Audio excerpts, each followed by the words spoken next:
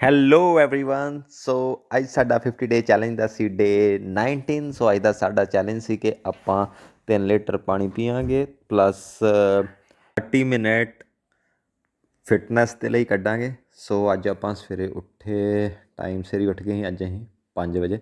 ਫਿਰ ਉਸ ਤੋਂ ਬਾਅਦ ਆਪਾਂ ਕੀਤੀ ਯੋਗਾ ਕਰਨ ਤੋਂ ਬਾਅਦ ਫਿਰ ਅਸੀਂ ਗਏ ਤਿਆਰ ਹੋ ਕੇ ਗੁਰਦੁਆਰੇ। ਫਿਰ ਉੱਥੇ ਥੋੜ੍ਹਾ ਟਾਈਮ ਬੈਠੇ, ਫਿਰ ਆਏ ਕਲਾਸਿਸ ਲਈਆਂ ਆਪਣੀਆਂ, ਫਿਰ ਵਾਪਸ ਘਰ ਆਏ। ਫਿਰ ਆਪਾਂ 1-2 ਘੰਟੇ ਆਰਾਮ ਦੇ ਨਾਲ ਧੁੱਪੇ ਲੰਮੇ ਪੈ ਕੇ ਧੁੱਪ ਸੇਕੀ। ਫਿਰ ਤੋਂ ਗਏ ਆਪਣੀਆਂ ਬਾਕੀ ਕਲਾਸਾਂ ਲੈਣ। ਫਿਰ ਉੱਥੋਂ ਲੈ ਕੇ ਕਲਾਸਿਸ ਫਿਰ ਆਏ ਘਰ ਅਤੇ ਫਿਰ ਆਪਾਂ ਹਾਫ ਆਵਰ ਪੋਡਕਾਸਟ ਵੇਖਿਆ ਸੈਲਫ ਇੰਪਰੂਵਮੈਂਟ ਦੇ ਲਈ। ਐਂਡ ਪਾਣੀ ਵਾਲਾ ਚੈਲੰਜ ਵੀ ਅਸੀਂ ਪੂਰਾ ਕਰ ਲਿਆ ਸੀ।